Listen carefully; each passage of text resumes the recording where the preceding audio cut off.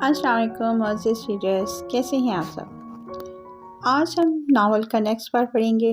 मेरा इश्क है तो बहुत इंटरेस्टिंग नावल है। हादिया रूम से बाहर आ, मुझे मरियम को देखना है। भाई वो सो रही है, मुझे उसे सोते में ही देखना है। जल्दी मेरे रूम में आओ।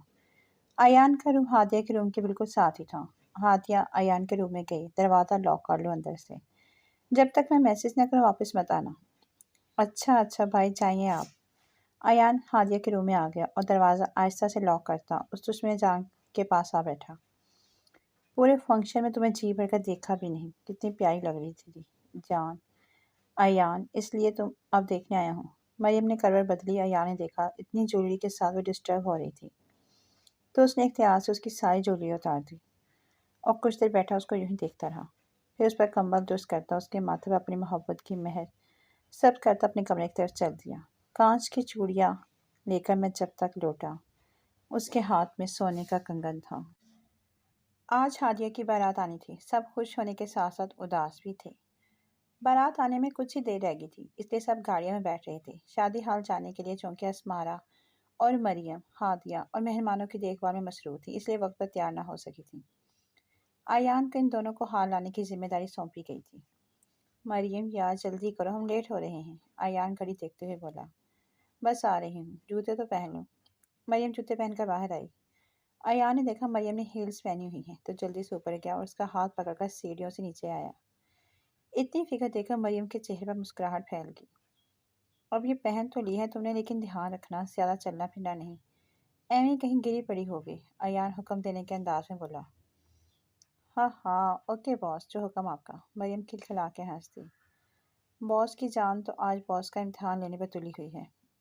अयान मरियम को अपनी नज़रों में के हिसाब में लेते हुए बोला। मरियम के गाल शर्म के मारे दहकने लगे और लाल टमाटर जैसे हो गए।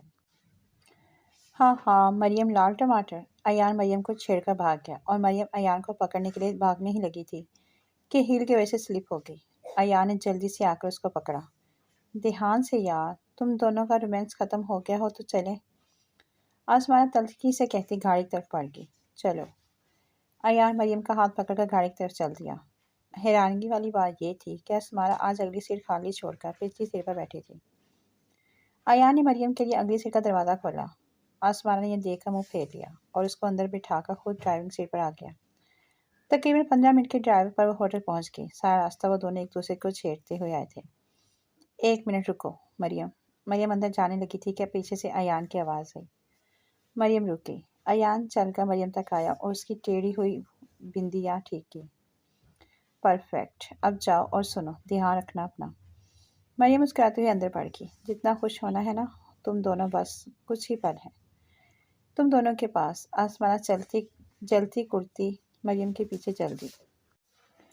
जब बेटियां पराई हो जाती हैं, वो वक्त आन पहुंचा था। निकाह की सुन्नत पूरी करने के लिए हादिया को घूंघट उड़ा दिया गया था। हिजाब व कबूल का लम्हा आन पहुंचा। हादिया ने जोर से मरियम का हाथ पकड़ लिया था। पापा की लाडली और भाइयों की गुड़िया आज पराई होने जा रही थी। सबकी आंखें नम हो गई। निकाह होने के बाद हर जगह मुबारक मुबारक का शोर उठ गया। सबका मुंह मीठा करवाया गया। हादिया को स्टेज पर ले जाया जा रहा था। जब वो करीब पहुंची तो असद ने उसका हाथ थाम के उसे स्टेज पर चढ़ने में मदद दी। फिर खूब हल्ला गुल्ला हुआ और मरियम तो हंस हंस के बुरा हाल हो गया था। रेहान की तरफ से हादिया और असद के लिए एक सरप्राइज था। उसने उन दोनों की बचपन से लेकर अब तक की तमाम तस्वीरें इकट्ठी की थी और उनकी खूबसूरत वीडियो बनाई गई थी।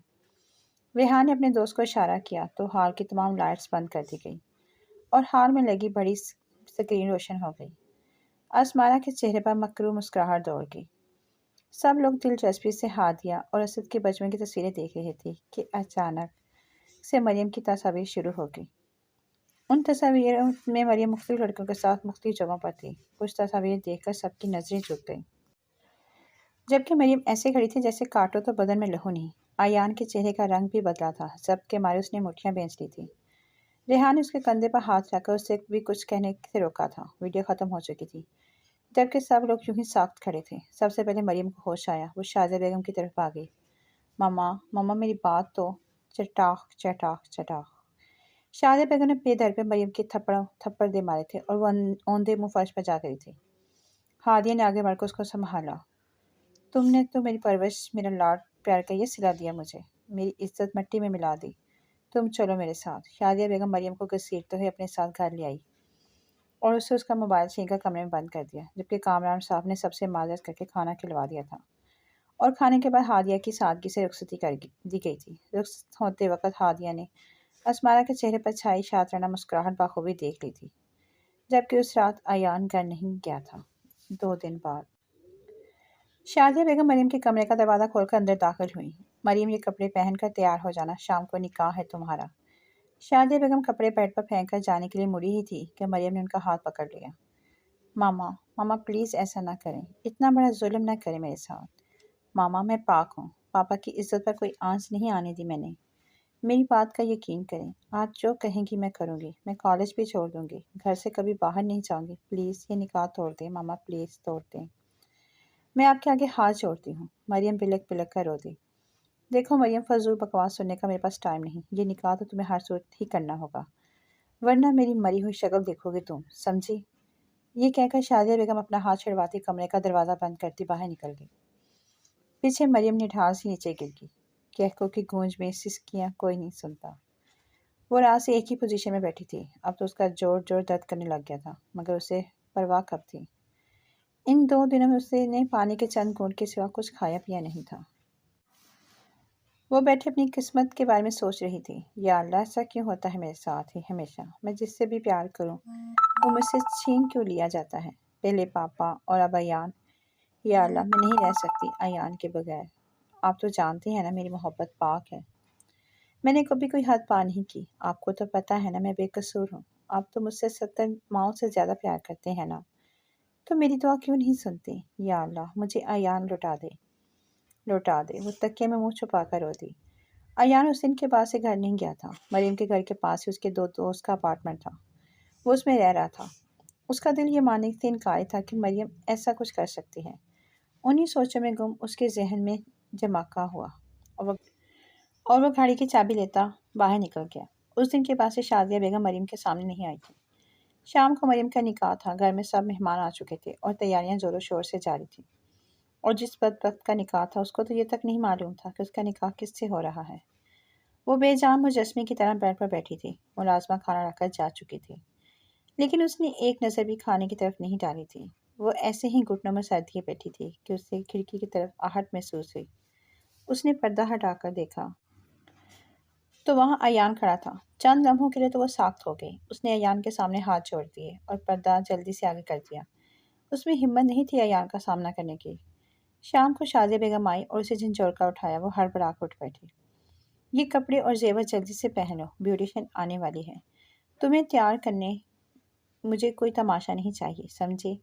शादिया बेगम उसके बाजू पर दबाव डालते हुए सख्ती से बोली और उसने जल्दी से सर हिला दिया और मुर्दा कदम उठाती बाहर बाथरूम की तरफ बढ़ गई। ब्यूटिशियन ने उसे तैयार कर दिया था और वो किसी स्टैच्यू की तरह सोफे पर बैठी थी। उसकी हसात मर चुकी थी, दिमाग काम करना छोड़ चुका था। उसे कुछ पता ही नहीं चला कब किसी ने उसे घूंघट करवाया, कब किसी ने उसके कमरे से उठाकर स्टेज पर बिठाया। काजी साहब आ चुके थे और निकाह की रस्म शुरू हो चुकी थी। मरियम से पूछा जा रहा था और वो उसको लग रहा था जैसे उसे कानों में किसी ने पिघला हुआ शीशा डाल दिया है। शादिया बेगम ने उसके कंधों पर दबाव मज़ीद बढ़ा दिया था। उसके लब खुलने ही लगे थे। मरियम के लब खुले थे। कबू रुकें। अयान की धार ने सबको अपनी अपनी जगह साख्त कर दिया और मरियम का तो जैसे सांस ही रुक गया हो। उसने अपने दुपट्टे पर गिरफ्त मजबूत कर ली। क्या बदतमीजी है ये आन, क्यों मेरा तमाशा बना रहे हो दुनिया के सामने। पहले मरियम ने कोई कसर छोड़ी दी है जिसको तुम पूरा करने आए हो। शादिया बेगम गुस्से से चीखी। आंटी, ये निकाह नहीं हो सकता। मरियम बेकसूर है। मैं अपने जीते जी मरियम के साथ इतनी बड़ी ज्यादती नहीं होने दूंगा। ये तुम कह रहे हो जबकि तुमने अपनी आंखों से देखा था सब। तुम भी वहाँ मौजूद थे। अब और तमाशा मत करो। मरियम का निकाह होने दो, शादिया बेगम तलखी से बोली और वहाँ से जाने लगी। आंटी, वो सब तस्वीर नकली थी। मरियम के खिलाफ किसी की साजिश थी। अगर मुझे भी हादिया ना बताती तो शायद मैं भी आपकी तरह यकीन कर लेता और बहुत सी जिंदगियां तबाह हो जाती। मेरे पास सबूत हैं। अयान जल्दी से शादिया बेगम के सामने आते हुए बोला। कौन से सबूत। शादिया बेगम की आवाज़ किसी गहरी खाई से आई थी। ले आओ अंदर। अयान की आवाज़ देने पर 2 एहलकार हथकड़ियों में जकड़े विक्की को अंदर लाए। وکی کو دیکھتے ہی مریم اپنے چاچو کے پیچھے چھپ گئی، جس کو تقریباً سب نے ہی نوٹ کیا۔ یہ کون ہے؟ شادیہ بیگم حیرانگی سے بولی۔ آنٹی، یہ وہی ہے جس نے میری کزن اسمارہ کے کہنے پر مریم کو اغوا کیا تھا۔ اسمارہ مجھ سے شادی کرنا چاہتی تھی، لیکن میں مریم کو پسند کرتا تھا، اس لیے اس نے یہ سب کیا۔ اس واقعے کے بعد مجھے ہادیہ نے کال کی تھی، اسے اسمارہ پر شک تھا۔ اس کے بعد میں نے اسمارہ پر نظر رکھنی شروع کر دی اور آخر ایک دن میں نے ان دونوں کو رنگے ہاتھوں پکڑ لیا۔ اب آگے کہانی آپ کو یہ سنائے گا۔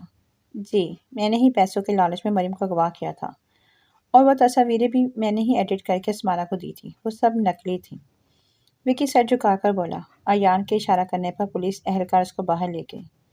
وکی کی بات سنتے ہی شادیہ بیگم تھپ سے کرسی پر گر گئی۔ ایان نے آگے بڑھ کر انہیں سنبھالا۔ اور وہ اسمارہ کہاں ہے؟ مریم کے چاچو نے پوچھا۔ انکل، اس کو اس کے کیے کی سزا اللہ نے خود ہی دے دی ہے۔ پولیس کو وہاں دیکھ کر وہاں سے بھاگ رہی تھی، اچانک آگے سے آتی کار سے ٹکرا کر موقع پر ہی دم توڑ گئی۔ شادیہ بیگم اٹھ کر مریم کے پاس آئی اور اس کے سامنے ہاتھ جوڑ دی۔ مریم نے ان کو گلے لگا لیا۔ اس کے بعد وہ ایان کی طرف مڑی۔ اپنے پیرنٹس کو کل بھیجنا، کچھ ضروری بات کرنی ہے۔ وہ مسکرا کر آگے بڑھ گئی۔ 2 سال بعد۔ مریم یار جلدی کرو، ہادیہ کال پہ کال کیے جا رہی ہے۔ ایان، یائی اپنی چھوٹی چڑیل کو سنبھالے، مجھے تیار نہیں ہونے دے رہی، سب چیزوں میں ہاتھ مار رہی ہے۔ مریم 1 سال کی دعا کو ایان کو پکڑاتے ہوئے بولی۔ ہو پاپا کے پرنسس، مما چڑیل بول رہی ہیں؟ کوئی بات نہیں، مما خود بھی تو بڑی چڑیل ہے نا۔ ایان دعا کا ماتھا چومتے ہوئے بولا۔ اور آپ جن۔ مریم نے بھی اپنا حصہ ڈالا۔ جن کی جان چلیں، اب دیر ہو رہی ہے۔ مریم سیڑھیاں اترنے لگی تو ایان نے جھٹ سے آگے آ کر اس کا ہاتھ پکڑا۔ آرام سے یار، میرے علی کو کچھ ہونا نہ چاہیے۔ ایان نے مریم کا ماتھا چوما۔ اپنے نام بھی سوچ لیا؟ مریم مسکرائی۔ ہاں نا، میرے ببر شیر کا نام علی ہی ہوگا۔ بس تھوڑا سا ہی وقت رہ گیا ہے، پھر میں اس کو اپنی گود میں کھلاؤں گا، ہے نا پرنسس؟ ایان نے دعا کی ناک دبا کر کہا تو وہ کھلکھلا کر ہنس دی، اور مریم نے دل ہی دل میں ان دونوں کی نظر اتاری۔ بہت سی مشکلات اور آزمائشوں کے بعد بالآخر ایان کو اس کی مریم اور مریم کو اس کا ایان مل ہی گئے تھے، کیونکہ اس دربار میں کوئی بھی دعا رد نہیں کی جاتی۔